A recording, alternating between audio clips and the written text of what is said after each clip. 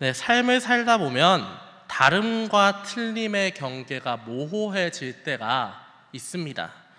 예를 들면 방금 이야기했던 예쁨과 멋짐, 이런 것을 얘기할 때 다름과 틀림이 좀 혼동되는 경우가 있지요. 예를 들면 형제들이 길을 지나가다가 아주 아리따운 녀석을 한번 봤다고 생각을 해봅시다. 아마 그 여성분께서 이렇게 지나가고 난 다음에 형제들은 이제 뒤에서 이런 얘기를 할 겁니다. 아, 너무나 아름답다, 너무나 예쁘다 할 겁니다. 그런데 그 형제 중에 약간 청개구리가 하나 있다고 생각을 해봅시다. 그 청제는 이렇게 얘기를 하겠죠. 나는 별로 예쁜지 모르겠는데? 이렇게 얘기를 하면 다른 형제들이 뭐라고 할까요? 눈이 삐었냐? 또는 도대체 너는 왜 그렇게 눈이 높냐? 이런 얘기를 하겠지요. 그런데 사실 맞는 대답은 이것보다는 그렇구나 라고 얘기를 하는 겁니다. 왜 그렇구나일까요? 왜냐하면 아름다움은 상대적인 가치니까요. 누군가에게는 마르고 키가 큰 여성이 예쁜 여성일 수 있습니다. 누군가에게는 작고 동글동글한 여성이 예쁜 여성일 수도 있지요. 서로가 끌리는 상대가 다르다라는 얘기입니다. 그런데 이 다름을 가지고 틀림이라고 얘기를 하면 싸움이 됩니다. 이래도 좋은 거고 저래도 좋은 건데 굳이 좋다는 것을 야, 너 틀렸어 라고 얘기하면 서로 간에 갈등이 생긴다는 이야기입니다. 흔히 세대 간, 계층 간, 정치적 갈등이 다 이런 상황에서 일어나고는 합니다. 그래서 우리는 이를 잘 구분해야 합니다. 서로 다른 기준에는 관용을, 틀림에는 권면을 해야 된다는 이야기지요.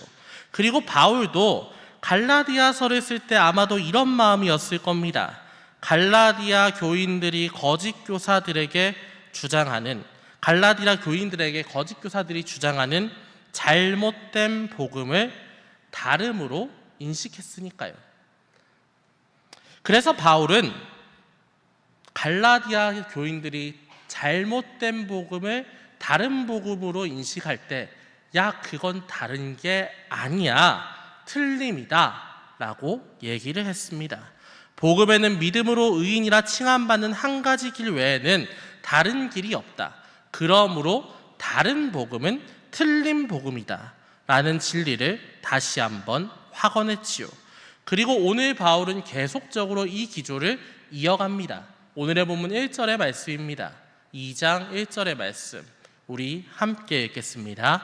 14년 후에 내가 바나바와 함께 디도를 데리고 다시 예루살렘으로 올라간다니. 아멘.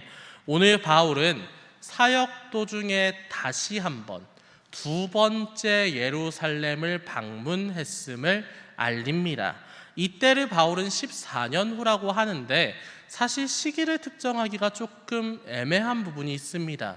왜냐하면 그 시기가 자기가 회심한 이후에 14년째인지 아니면 자기가 처음 예루살렘을 방문한 다음에 14년째인지 확실하게 알기가 좀 모호하기 때문입니다. 다만 어느 정도 알 수 있는 부분은 뭐냐면 두 번째 예루살렘 방문은 기원 후 44년에서 46년 사이에 이루어졌다 정도입니다. 그리고 특별히 바울은 이때 당시 같이 사역하던 바나바와 그리고 디도 이 둘과 함께 동행을 합니다. 사실 바나바야 이미 안디옥 교회에서 굉장히 유명한 선교사이고 사역자로서 이름에 날렸지만 디도의 얘기를 하면 조금 다른 상황입니다. 디도를 데리고 가는 것은 사실 좀 약간 무리수였을 수도 있죠. 왜냐하면 일단 디도는 헬라인입니다. 그리고 할례를 받지 않았습니다. 어쨌든 갈라디아 교회뿐만이 아니라 당시 초대 교회가 할례 문제로 갈등을 겪는 상황에서 이방인 사역을 하던 바울이 공식적으로 사적인 방문이지만 예루살렘을 방문을 하는데 무할례자를 데리고 간다. 이것은 굉장히 예민해질 수 있는 문제일 수 있단 말입니다. 하지만 그럼에도 불구하고 바울이 디도를 데려간 이유는 무엇일까요? 우리 2절을 함께 읽어보도록 하겠습니다. 2절의 말씀입니다. 우리 화면 보고 같이 읽겠습니다.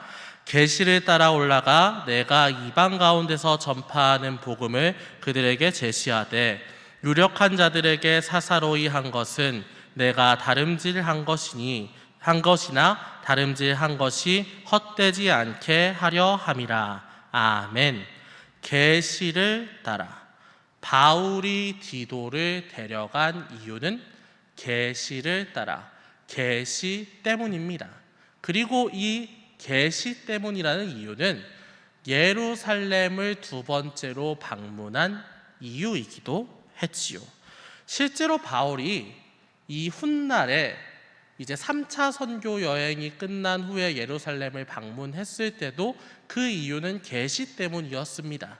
실제로 바울이 예루살렘에 간다고 하자 이제 에베소의 장로들이 거기 가면 죽습니다 하고 말렸습니다. 그런데 그 말림에도 불구하고 나는 하나님의 부르심에 따라 계시를 따라 예루살렘에 가겠다라고 얘기하는 게 바울이었습니다. 쉽게 말해 사역에 있어서 바울의 마음가짐은 오직 계시를 따라 오직 성령의 이끄심을 따라 나는 사역한다라는 마음이 있었다는 거지요. 그리고 바울은 그 계시를 따라 이런 일을 합니다. 2절 중반에 이렇게 나와 있습니다. 내가 이방 가운데서 전파하는 복음을 그들에게 제시하되. 바울은 예루살렘에서 유력자들, 예루살렘 교회에서 가장 유력한 이들, 사도들을 만납니다. 베드로, 야고보, 요한 모두 하나같이 예수님의 공생애를 경험한 사람들입니다. 그리고 이에 더해서 할례를 받은 유대인들에게 복음을 전파하는 이들이지요. 그런 그들에게 가서 내가 이방 가운데 전파한 복음이 이러하다 저러하다 말했다. 왜 그랬을까요? 그 이유는 첫 번째 방문 때와 같습니다. 복음의 동일성을 확인하는 과정입니다. 물론 바울이 이 과정을 하는 이유는 자신이 옳지 않아서 또는 내가 주님께 받은 복음이 그들과 다를까 봐 확인을 받는 건 아닙니다. 좀 더 나아가면 그들이 좀 더 공인성이 있고 명성이 있기 때문에 받는 것도 아닙니다. 그렇다면 왜 받는 걸까요? 2절 후반부에 이렇게 나오지요. 내가 다름질하는 것이나 다름질한 것이 헛되지 않게 하려 함이라. 내가 다름질하는 것이나 다름질한 것이 헛되지 않게 하려 함이라. 이게 무슨 말입니까?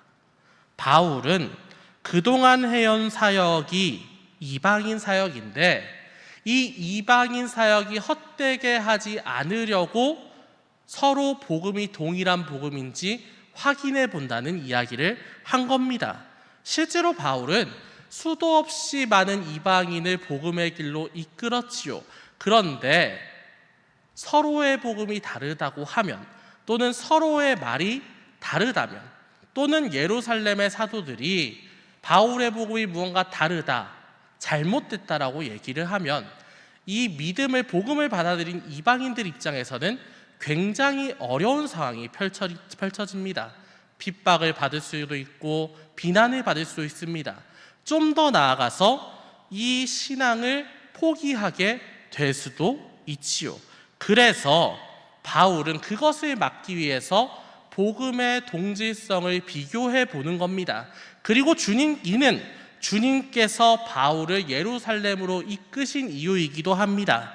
쉽게 말해 할례로 인해서 복음의 동질성에 대해서 혼동하는 이들이 많아졌는데 이 혼란스러움을 해결하고 이방 사역의 활로를 펼치기 위해서 주님께서 바울을 예루살렘으로 이끄셨다라는 얘기입니다.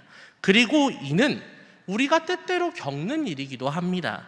때때로 사역을 하다 보면 장애물이 생길 때가 있습니다. 정말 왜 이런 갈등이 생기지 할 정도로 생소한 부분, 사소한 부분에서 싸움이 생기고 서로를 오해하고 공동체가 무너질 것 같은 고통이 올 때가 있습니다. 그때 많은 사람들이 좌절을 합니다. 할례 때문에 오해받는 이방인들과 같이 내가 이럴 거면 도대체 왜 교회에 와 있나? 내가 복음 기쁘게 받아들였지만 내가 이럴 거면 왜 신앙생활을 해야 되나? 나한테 이르는 비난과 핍박과 조롱이 도대체 나를 이렇게 어떤 부분에서 이렇게 하는 건가? 걱정하고 힘들어하고 때로는 신앙을 포기하게 될 수도 있습니다. 하지만 오늘 본문을 보면 고난은 사역의 활로를 열기 위한 주님의 방법입니다. 한번 생각을 해보십시오. 흔히 위인이라 불리는 사람들 중 고난을 겪지 않는 이가 누가 있습니까? 위대한 인물이라고 추앙받는 인물들은 꼭 고난을 겪습니다. 부모가 일찍 돌아가시거나 집이 풍비박산 나거나 죽음의 위협을 수시로 겪거나 그것도 아니면 삶이 끊어질 것 같은 심적인 고통도 겪습니다. 무너지는 게 당연한 순간을 수도 없이 겪는다는 얘기입니다. 그런데 그 사람들은 그것을 통해서 성장합니다. 그리고 누구와도 비견할 수 없는 경지에 올라서게 되지요. 그리고 신앙도 사역도 역시나 마찬가지입니다. 고난이 없이는 바울에게 고난이 있었듯이 이방인들에게 고난이 있었듯이 전체 교회적으로 할례로 갈등이 있었듯이 고난이 없이는 높은 경지의 신앙이 될 수도 없고 은혜로운 사역이 계속 펼쳐질 수도 없다는 이야기입니다. 진정한 행복과 기쁨은 우리는 평안 속에서 그 진정한 행복과 기쁨을 찾지만 사실은 고난과 슬픔과 시련 속에서 진정한 행복이 꽃핀다는 얘기입니다. 그렇기에 바울은 이제 이 할례라는 시련을 이겨내고 복음 전파의 길을 더욱더 활짝 열고자 합니다. 그래서 3절과 같이 이야기를 하고 있지요. 3절의 말씀 우리 함께 읽겠습니다. 우리 3절의 말씀 화면 보고 함께 읽겠습니다. 그러나 나와 함께 있는 헬라인 디도까지도 억지로 할례를 받게 하지 아니하였으니 아멘. 먼저 바울은 다른 복음, 쉽게 말해서 갈라디아 교회에서 문제가 된 갈라디아 교인들이 다른 복음이라고 부르는 틀린 복음에 대해서 이야기를 합니다. 예루살렘의 사도들은 나와 함께 간 헬라인 디도에게 할례를 받게 하지 않았다. 이게 3절의 내용입니다. 쉽게 말해 무할례든 할례든 구원의 길로 올라서는 것에는 전혀 상관이 없었다.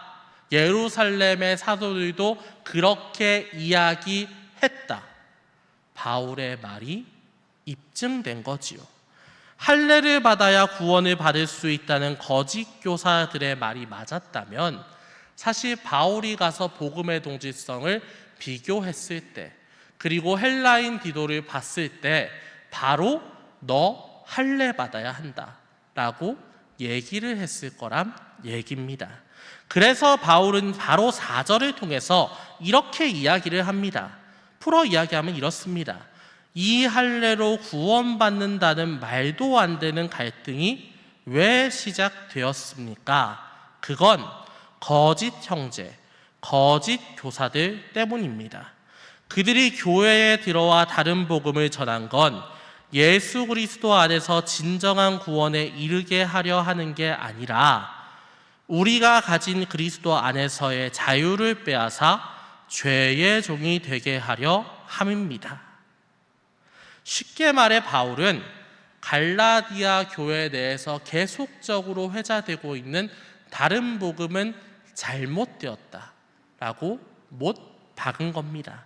그렇기에 바울은 5절을 통해서 그런 틀린 복음에는 한시도 복종하면 안 된다. 경계하고 잘나야 한다라고 이야기하고 있습니다. 너무나 당연한 이야기지만 사실 우리는 이렇게 하지 못할 때가 꽤나 있습니다. 잘못된 것을 알고도, 틀린 것을 알고도 끊어내지 못할 때가 꽤나 있습니다. 왜냐하면 우리는 이게 혼동될 만한 사회에 살고 있으니까요. 흔히 말하는 다양성의 사회에 살고 있어서 그런 겁니다. 철학적인 사조로 이야기하면 우리는 포스트 모더니즘의 시대, 후기 현대주의의 시대에 살고 있습니다. 이 사조의 특징은 옳고 그름을 가리는 것보다는 다양한 가치를 존중해 주는 것에 그 중요성이 있습니다.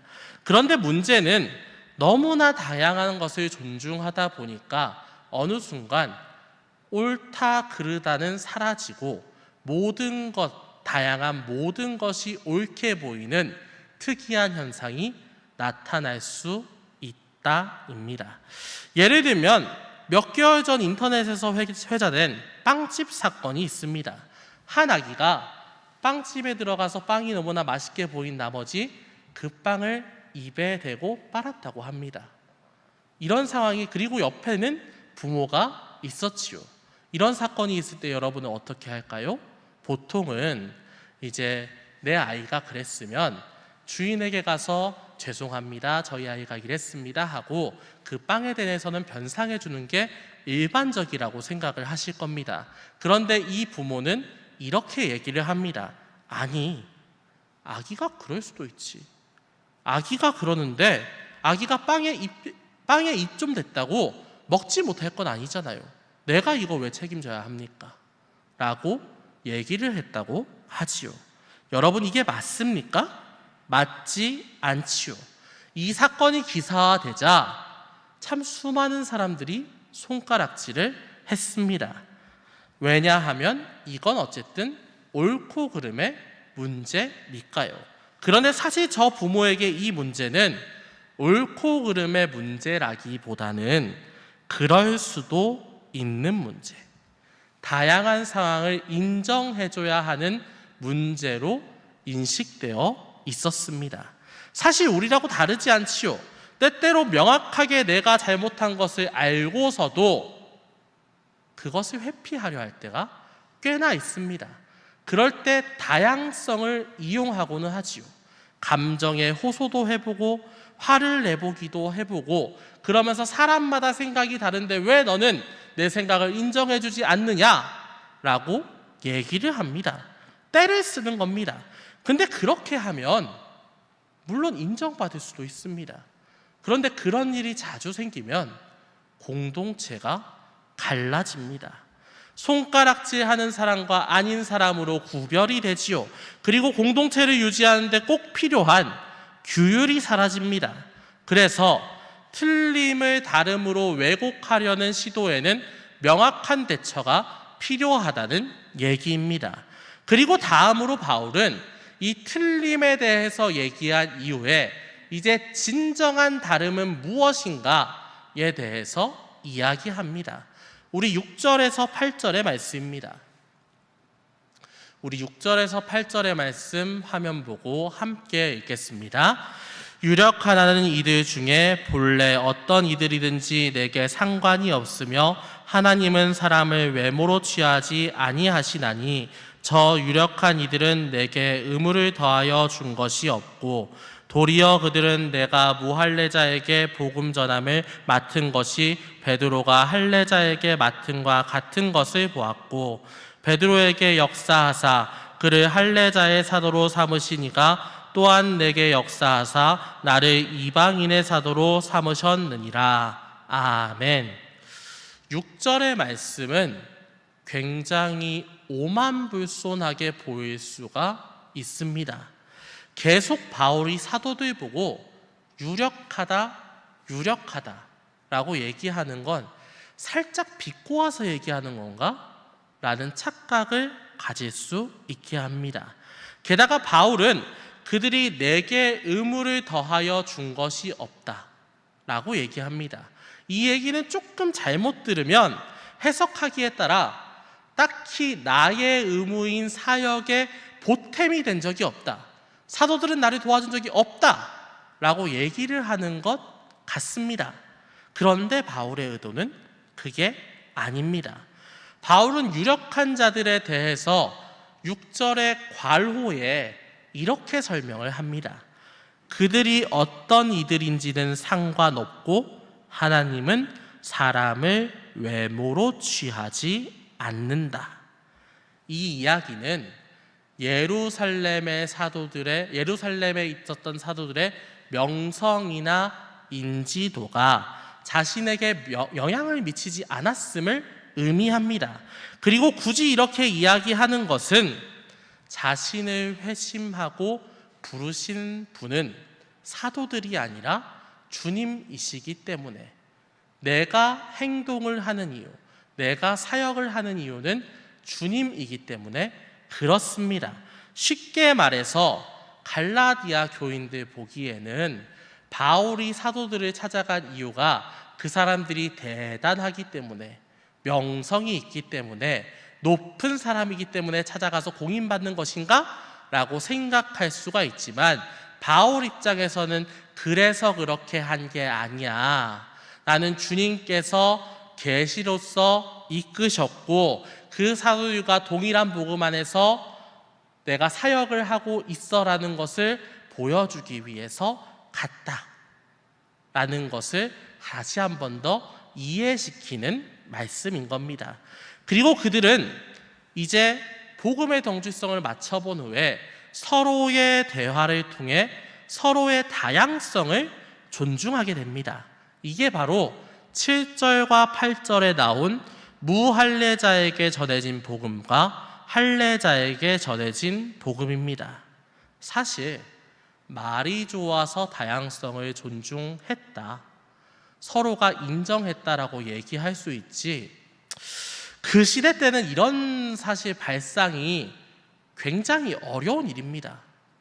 한번 생각을 해보십시오. 어쨌든 하나님을 먼저 알고 믿었던 것은 유대인들입니다. 그리고 구약에 보시면 알겠지만 그 유대인들이 하나님과 약속했다, 약속의 백성이다 해서 받은 표식이 바로 할례입니다. 그래서 유대인들은 이 할례를 구원받은 백성의 표식으로 여겼습니다. 그런데 이제 와서 그 할례는 필요 없다, 예수 그리스도를 믿는 게 구원이다 라고 얘기하면 사실 마음이 쉽지 않게 됩니다. 유대인들 입장에서 할례가 필요 없다는 말은 거의 신성모독급의 이야기가 되고, 좀 더 나아가서 유대 그리스도인들조차, 그러니까 예수를 믿으면 구원을 받는다는 것을 아는 사람들조차 할례 필요 없다라고 얘기를 하면 그건 좀 아니지 않아? 라고 생각할 수 있다는 이야기입니다. 쉽게 포기할 수 없는, 포기할 수 없는 부분이라는 거지요. 그런데 사도들은 깔끔하게 인정을 합니다. 왜 그랬습니까? 이게 바로 성령의 역사입니다. 8절에 이렇게 나와 있습니다. 베드로에게 역사하사 그를 할례자의 사도로 삼으신 이가 또한 내게 역사하사 나를 이방인의 사도로 삼으셨느니라. 그들이 사도가 된 건 그저 예수를 알고 있기 때문에, 또는 예수님과 함께 공생애를 했기 때문에, 또는 바울 입장에서는 주님께서 나를 만나주셨기 때문에 정도가 아닙니다. 그들이 사도가 된 이유는 주님께서 복음을 알게 하시고 믿음을 주시었고 사도라고 불러주셨기 때문에 사도가 된 겁니다. 그 같은 주님을 이 사도들이 함께 경험했습니다. 같은 성령님이 유대인에게도 이방인에게도 복음을 전하고 싶은 것이 없구나 라는 마음을 알게 되었습니다. 그래서 이성적으로 생각할 때는 인정할 수 없는 얘기지만 인정하게 된 겁니다. 너와 내가 전하는 복음이 같다, 깔끔하게 인정할 수밖에 없었단 얘기죠. 그리고 이러한 동일하신 하나님께서는 우리를 믿음으로 부르시고 우리를 이 신일교회 청년부로 부르셨습니다. 그렇다면 우리는 어떻게 해야 됩니까? 이 부르심 받은 우리는 어떻게 해야 됩니까? 9절과 10절이 이렇게 말합니다. 제가 풀어서 얘기를 하겠습니다. 야고보와 게바와 요한도 내게 주신 은혜를 알았다.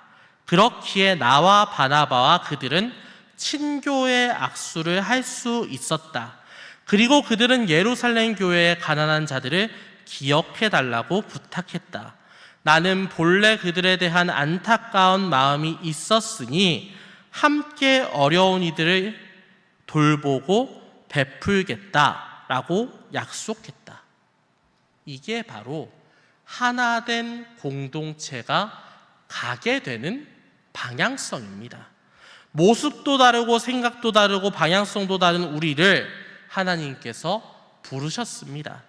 같은 믿음을 주시고 같은 은혜를 부어주셨습니다. 그렇다면 우리는 서로 좀 다르더라도, 서로 좀 거슬리더라도, 서로 좀 갈등하더라도 동일하신 하나님께서 부르신 것을 인정하면서 손을 잡고 교제하면서 함께 나아가야 합니다. 물론 갈등은 있을 수가 있습니다. 하지만 갈라지면 안 됩니다. 때로는 싸울 수가 있습니다. 정말 저 사람을 다시는 보기 싫을 수가 있습니다. 하지만 주님께서 그럼에도 불구하고 우리를 이 자리에 불러 놓았다는 것은 하나된 공동체로 함께 나아가라. 그 하나님의 사랑을 함께 경험해라. 그리고 그 사랑, 주님께서 주시는 우리의 사랑을 알고 베풀어라 라고 하는 얘기입니다. 그렇다면 여러분은 어떠십니까? 우리 청년부는 진정한 주님의 공동체로서 나아가고 있습니까? 살아가는 여러분이 청년의 때니까 싸울 수도 있고 갈등할 수도 있고 때로는 상대가 미워 보일 수도 있고 할 수 있습니다. 다 할 수 있지만 그러한 와중에도 내 옆에 있는 사람, 내 주변에 있는 사람, 내가 정말로 미워하는 사람이 나와 하나된 공동체라는 것을 생각하시고 사랑하시고 그것으로 인해서 진정한 공동체가 되어서 우리가 받은 그 사랑을 베푸시는, 오늘 본문에 나타났듯이 가난하니, 힘없느니, 괴로워하느니, 마음에 어려움이 있느니 좀 더 나아가서 우리가 보기에 주님을 아직 경험하지 못한 이들에게 베푸시어서 진정한 하나님의 공동체라는 것을 보여주는 우리 신일 청년부 여러분이 되시기를 주님의 이름으로 축원합니다. 기도하겠습니다. 사랑과 은혜가 충만하신 하나님 아버지 감사합니다. 오늘 갈라디아 2장의 말씀으로써 주님의 음성을 듣게 하시니 감사합니다. 사실 하나된 공동체가 된다는 것이 우리에게는 참으로 어렵습니다. 참으로 힘듭니다. 참으로 괴롭습니다. 이 개인적인 시대에 상대방과 안 보면 피곤하지 않을 수 있다고 생각할 수 있는데 그럼에도 불구하고 하나되라는 이 말이 나에게 부담스러울 수 있습니다. 하지만 주님께서 우리를 사랑하시어 이 자리에 부르셨고 공동체가 되게 하셨으니 그 뜻을 따르고 공동체가 되어서 그 사랑을 느끼고 행복하게 되며 그 사랑을 나누는 우리 신일 공동체가 되게 하여 주시옵소서. 그것으로 인하여서 우리가 이 공동체 안에서 주님의 일을 열심으로써 해나갈 수 있는, 주님과 함께 동행하는 것이 어떠한 뜻인지를 알게 되는 믿음의 공동체 되게 하여 주시옵소서. 주신 은혜에 감사하며 거룩하신 우리 주 예수 그리스도의 이름으로 기도합니다. 아멘.